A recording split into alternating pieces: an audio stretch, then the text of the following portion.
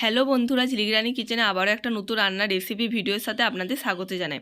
আজ আমি আবারও আপনাদের জন্য একটা নতুন রান্নার রেসিপি ভিডিও নিয়ে এসেছি। তো দেখুন, আজকে আমি একটা ভেন্ডি রেসিপি আপনাদের সাথে শেয়ার করব। আপনাদের যদি রান্নাটা ভালো লেগে থাকে তাহলে আপনারা অবশ্যই এই রান্নাটা ট্রাই করতে পারেন। তো দেখুন, তার জন্য আমি প্রথমে ভেন্ডিগুলো ছোটো ছোটো করে কেটে নিয়েছি, আর নিয়েছি হচ্ছে পেঁয়াজ, কাঁচা লঙ্কা, আদা, রসুন আর টমেটো। তো প্রথমে একটা মিক্সিং জারে আমি এখানে আদা দিয়ে দিলাম, রসুন দিয়ে দিলাম, আর দিয়ে দিলাম হচ্ছে 4টে কাঁচা লঙ্কা, আর দিয়ে দিলাম 2 চামচের মতো পোস্ত। তো আপনারা যেরকম ঝাল খাবেন সেরকম লঙ্কা দিতে পারেন। আর 2 চামচ পোস্ত দেওয়ার পর আমি দিলাম 1 চামচের মতো হচ্ছে হলুদ সর্ষেটা, আর কালো সর্ষে দিলাম 1/2 চামচ। তো সর্ষেটার যেটা আপনারা দুটোও দিতে পারেন বা একটাও দিতে পারেন। আর দিয়ে দিলাম হচ্ছে লবণ আর জিরে, আর হচ্ছে ধনে যে একটা আমি গুঁড়ো ছিল পেস্ট করেছিলাম, তো সেটা দিয়ে দিলাম। এবার আমি জল দিয়ে এখানে মিহি পেস্ট বানিয়ে নেব। আর এদিকে দেখুন, আমি কড়াটা ভালো মতো করে গরম করতে দিয়ে দিয়েছি। দিয়ে আমি সর্ষের তেল দিয়ে দিলাম 3 থেকে 4 চামচ। তো সরষের তেলটা ভালো মতো করে আমি গরম হতে দেবো। যখন তেলটা গরম হয়ে যাবে তখন আমি 1 চামচ দিয়ে দিলাম গোটা জিরে। এবার ফোড়নটা আমি 20 থেকে 30 সেকেন্ড ভালো মতো ভাজতে দেবো। যখন হালকা ভাজা হয়ে যাবে তখন আমি এখানে দিচ্ছি পেঁয়াজ। তো আমি এখানে একটা বড় মাপের পেঁয়াজ নিয়েছি। এবার পেঁয়াজটা আমি ভালো করে ভেজে নেব যতক্ষণ না পেঁয়াজটা লাল লাল হয়ে যাচ্ছে। আর এই সময় গ্যাসের ফ্লেমটা মিডিয়ামে রাখতে হবে, দিয়ে একটু সময় নিয়ে পেঁয়াজটা ভালো করে ভেজে নিতে হবে। দেখুন, পেঁয়াজটা যতক্ষণ হচ্ছে লাল লাল হয়ে যাচ্ছে আর পেঁয়াজের কালারটা যাতে গলে মানে অনেকটা চেঞ্জ হয়ে যায় আর পেঁয়াজটা যাতে গলে যায়, সেই মতো পেঁয়াজটা একটু আমি সময় নিয়ে ভালো করে ভেজে নেব। তো 1 থেকে 2 মিনিট যখন পেঁয়াজটা দেখবেন যে ভালো করে ভাজা হয়ে গেছে, তখন আমি এখানে কেটে রাখা আলুগুলো দিয়ে দিলাম। এবার আলুগুলো দিয়ে দেওয়ার পর খুব ভালো করে পেঁয়াজের সাথে আমি সমস্ত কিছুটা মিশিয়ে নেব। আপনারা তো ভেন্ডির অনেক রকম রেসিপি ট্রাই করেছেন, এই রেসিপিটা আমি নিজের মতো করে বানিয়েছিলাম। তো খেতে সত্যি খুব সুন্দর হয়েছিল।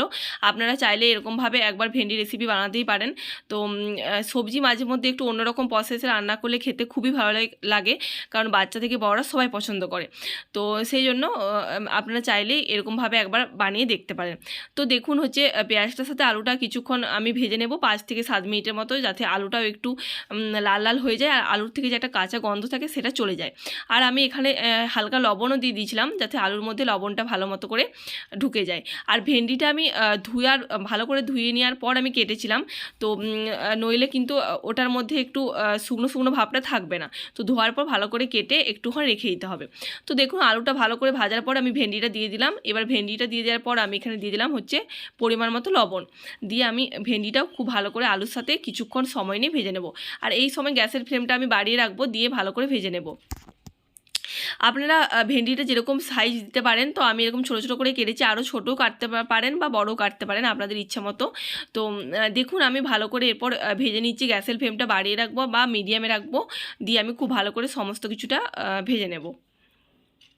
ভালো করে ভেজে নিলে কী হয়, ভেন্ডির যে একটা কাঁচা গন্ধ থাকে সেটা চলে যায়, আর ভেন্ডিটা হচ্ছে অনেকটাই মজে যাবে।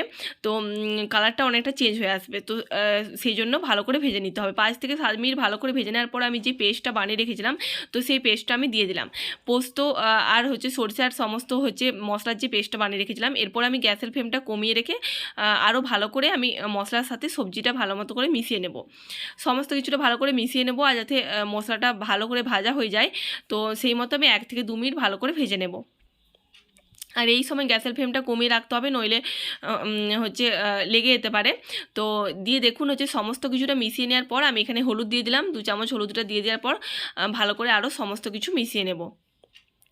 দিয়ে কিছুক্ষণ সময় ধরে আমি ভালো করে ভেজে নেবো, যাতে মশলা থেকে যে কাঁচা একটা গন্ধ থাকে সেটা যাতে চলে যায়, আর মশলাটা যাতে খুব ভালো করে ভাজা হয়ে যায়, তার সাথে সবজিটাও যাতে খুব ভালো করে আরও কিছুক্ষণ ভাজা হয়ে যায়। তো একটু সময় নিয়ে ভালো করে ভেজে নেওয়ার পর দেখুন, আমি একটু জল দিয়ে দিলাম। ওই মিক্সি ধোয়া জলটাই আমি দিয়েছি। দিয়ে দেওয়ার পরও আরও ভালো করে আমি কষিয়ে নিচ্ছি। সবজি যত ভালো করে কষাবে রান্নার স্বাদ ততটাই ভালো আসে। তো সেই জন্য একটু সময় নিয়ে ভালো করে ভেজে নিতে হয় বা ভালো করে একটু কষে নিতে হয়, তাহলেই সবজি কিন্তু খেতে খুবই অসাধারণ লাগে। যেটা হচ্ছে মাছ মাংসকেও অনেক সময় হচ্ছে হার মানায়। তো মাঝে মাঝে এরকমভাবে সবজি রান্না করলে সত্যি খুবই সুন্দর লাগে। আপনাদের যদি আমার এই রান্নার রেসিপিগুলি ভালো লেগে থাকে তাহলে চ্যানেলটি অবশ্যই লাইক করবেন, সাবস্ক্রাইব করবেন, পাশে থাকা বেল বাটনটি অবশ্যই প্রেস করে দেবেন, যাতে করে আমার চ্যানেলে রান্নার সমস্ত ভিডিও আপনারা সবার প্রথমে পেয়ে যান। আর আপনাদের গুরুত্বপূর্ণ মতামত আপনারা অবশ্যই আমাকে কমেন্ট করে জানাবেন যে আপনাদের রান্নাগুলো ভালো লেগেছে কিনা। তো এরপর দেখুন, ভালো করে সমস্ত কিছুটা কষানোর পর আমি এখানে পরিমাণ মতো জল দিয়ে দিচ্ছি। আর আমি কিন্তু এখানে 5 থেকে 7 মিনিট সময় ধরে কষিয়েছিলাম, একটু সময় নিয়ে কষাতে হবে। দিয়ে আমি এখানে পরিমাণ মতো জল দিয়ে দিচ্ছি, যাতে করে ভেন্ডি আর আলুটা খুব ভালো করে সেদ্ধ হয়ে যায়। এরপর গ্যাসের ফ্লেমটা বাড়িয়ে রেখে আমি এখানে চাপা দিয়ে দিলাম। চাপা দিয়ে আমি 10 মিনিটের মতো রাখবো। 10 মিনিট রাখার পর আমি এবার হচ্ছে 10 মিনিট পর খুলে দেখবো যে আমার ভেন্ডিটা আলুটা সেদ্ধ হয়েছে কিনা। সমস্ত কিছুটা ভালো করে আমি একবার নাড়িয়ে নেবো, দিয়ে দেখে নেবো যে সেদ্ধ হয়েছে কিনা। খুব একটা বেশিক্ষণ সেদ্ধ হতে লাগে না ভেন্ডি, তো এই জন্য আমি 10 মিনিট রেখেছিলাম। আপনারা যেরকম আর কি সময় রাখবেন দেখে শুনে রাখবেন যাতে সেদ্ধ হয়ে যায় খুব ভালো করে। তো এরপর দেখুন আমি দেখে নিলাম আলুটা আমার এখানে খুব ভালো মতো সেদ্ধ হয়ে গেছে।